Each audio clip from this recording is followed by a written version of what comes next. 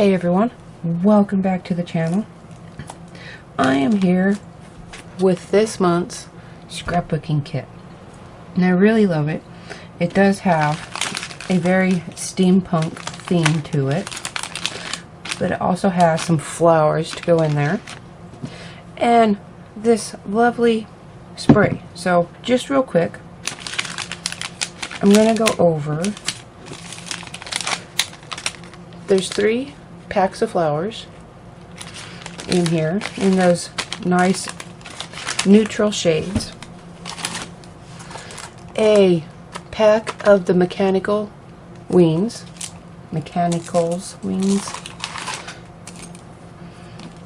A couple of key charms. A little bird cage charm. This pack of theater masks. I don't know if they don't seem to have a very specific name, but just some masquerade masks, something. Couple bits of chipboard, the one with the gears going along with that steampunk theme, and this you could turn any color you wanted and make it steampunk or not. This, well, I'll do this one first. This Moonshadow Mist from Lindy's Game, the Buccaneer Bay Blue right here. And then the Industrial Romance pack from ScrapBoys. The Industrial Romance. So here's the papers in here. And I'm thinking, these ones that have the flowers on it, this is what I'm going to be looking to use for my project. And then this is the one that's back here with the cutout pieces. Here is my finished project using this month's kit. I did a loaded envelope, added some wands in here and some tags, and I'm just going to go through this real quick. Well, I'll go through it kind of quick, and I'll give the measurements on the envelope, and I'll explain my wands and give the information on those. I just figured this would be easier than anything that might resemble a tutorial. There are tons of tutorials on the making of loaded envelopes already, and this is relatively a basic construction that I just did here. So I have just a little note card, and I used the blue cardstocks that are on here are cardstocks that are from my stash. And I made just a little note card. This flowers from the kit. This teal seam binding is from my stash. You can see here I sprayed the For You in some of that Moonshadow Mist, and that For You was on the bottom strip of the pattern paper from the pack. So there's that little note card there. And then this is just a tag, just a square tag with corners cut out. This seam binding here is the seam binding that is in this month's Cards Tag Some More kit, and that peach goes really very well with the peach roses that appear in that pattern paper. So that worked out very nicely for me. Another tag there. A couple of smaller tags, just more of my seam binding from my stash and eyelets from my stash.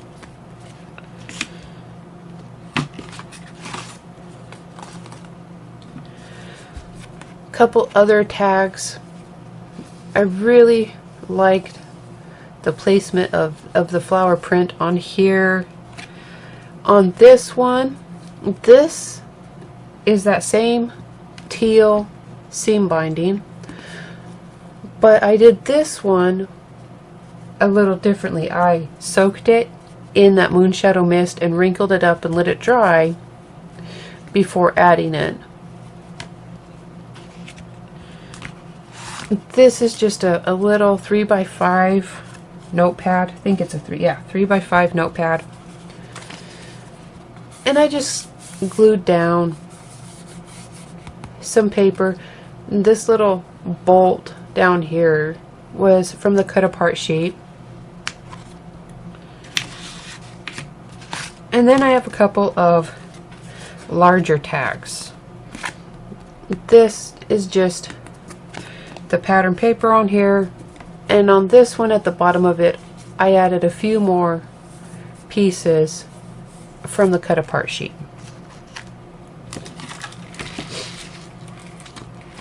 Now for my wands. All of these paper straws are from a previous Tres Jolie kit, and I decided to use them with my wands, but I did spray them a bit with some of that moonshadow mist, just so they wouldn't be such a bright white on there. And this lace is from my stash. This is from the cut apart sheet, and I used the Tim Holtz rosette die to make this one. Relatively simple. Just put another piece of cardstock back here to hold everything together. And this wand, also another one of those straws. This rolled 3D look is from the Silhouette store, and it is a Snapdragon design. And just a minute, I have to look that up real quick. There we go. There we go. It is design store ID number 316135. It's called Scalloped Rolled Cone 3D Rosette, and it, like I said, by Snapdragon Snippets. And I just used the cones for it. It has other parts that go with it if you make it the original way, but I didn't. And in here you can see another one of those Tim Holtz rosettes underneath that. These pieces here are from the cut apart sheet, and this hummingbird is from Rene Bouquets. And I just was very careful when I set it down to make sure that I would get it upright and centered with this paper straw for the wand. And now this one, which is, as you can see, it is a shaker wand. And I did not just leave this as a paper straw. I actually have like a bamboo kebab skewer through here to give stability, because this does come out a little bit heavy. And this is just a small shaker box from Rene Bouquets. It has all the pieces. You just put it together when you're ready. And I used some fabric paint, the tulip beads in a bottle in copper, around all the places, sort of try to make it look like it had been welded together to go with that steampunk theme. I used a piece of the paper to back it, and I stamped. There's two pieces of acetate in the shaker box kit, and so I stamped that little steampunky man back there, which is from the Tim Holtz set, The Professor, the first one, not the second one. and it's in Stays On. And then I added one of those Finnebear Weens as the mustache on him. One of the keys from this month's kit, I used some heavy gel to hold it in place. It does not shake around, it just sits there. And all my little shaky bits, I have some glass glitter in there, some Rene Bouquet beads, some 13 Arts beads, and the glitter and the 13 Arts beads are both from previous Tres Jolie kits. And then just some small gears that I had in my stash. And on the back side of this, I used the Tim Holtz voltage die, and I painted it in steampunk copper from Finnebear Paint Steampunk Copper. That came in the January mixed media kit this year. And I actually added just a bit of foam in between the layers, and this also has a bit of that glitter in there. And the dial underneath, that's the dial that is in the same Professor stamp set that little guy came from there. And then more of that tulip, beads in a bottle to weld it on. Just some regular black embossing powder on the needle, and I sprayed the paint while it was wet. That steampunk copper I sprayed while it was wet with the Lindy's Gain from this month's kit, and then I made sure I heated it up a lot on purpose. I wanted my paint to bubble so it would rough it up and really go with that aged steampunk look. So there's that one. And I did spray this with that same Lindy's Gain.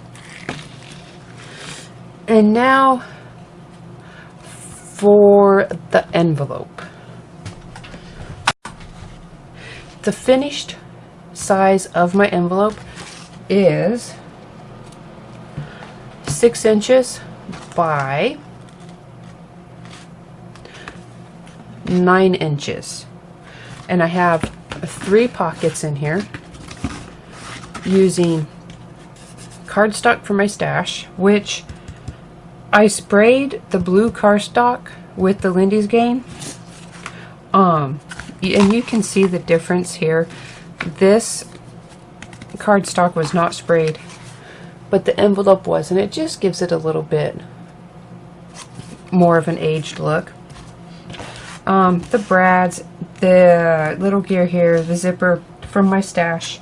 And I should mention on all of my tags,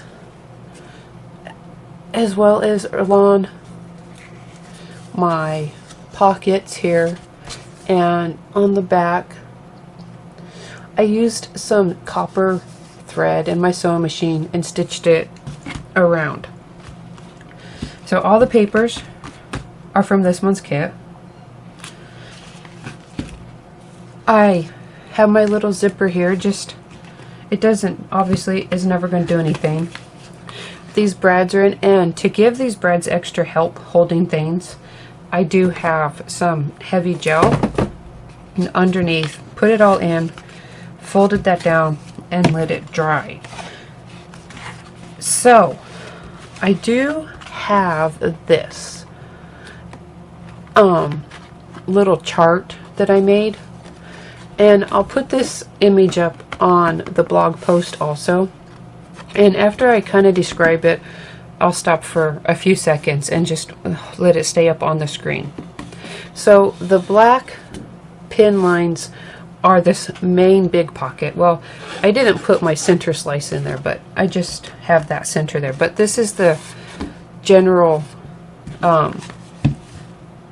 construction of it, and this would be the back side of that pocket. This pocket had to be pieced together like there. That'll show you, because it is 9 inches, and I didn't have an 18-inch piece of paper to fold it up on itself or fold it over anything. So this part right here is just 9 by 6 inches, but this part with the accordion fold, that's what I'm going to talk about right now.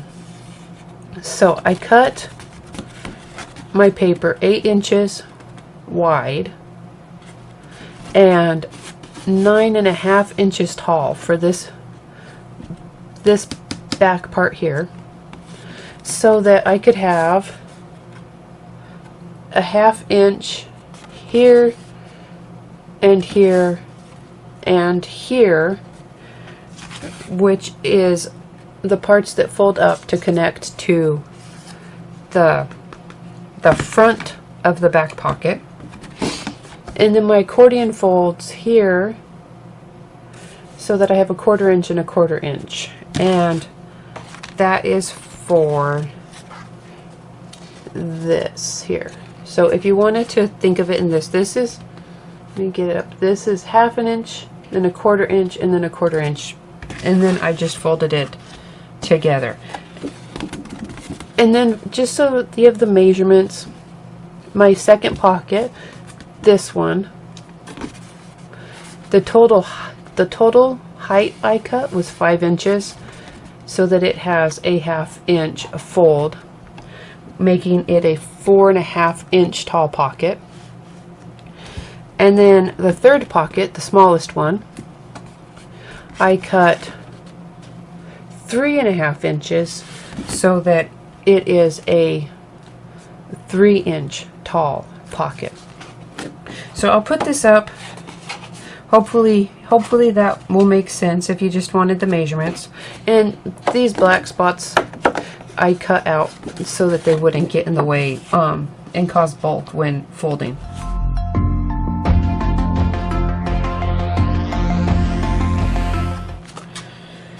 So there's my my loaded envelope using this month's scrapbooking kit, based on the mood board for this month. I really loved these papers. I love the mix of the browns and the steampunk and the clockwork and the gears with the roses on here. I thought it was just so beautiful.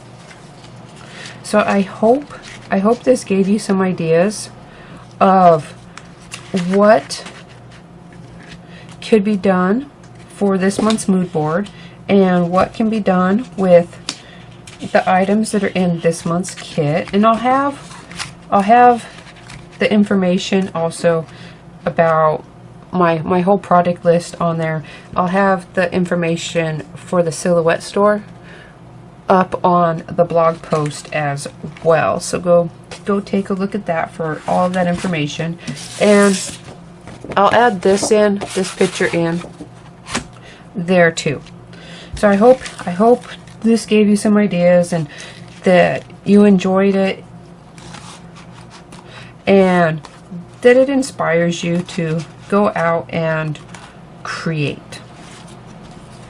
Don't forget to subscribe to the channel here and turn on notifications so you can stay up with me and the other designers and the kit reveals at the beginning of the month. And thank you, and I will see you again soon.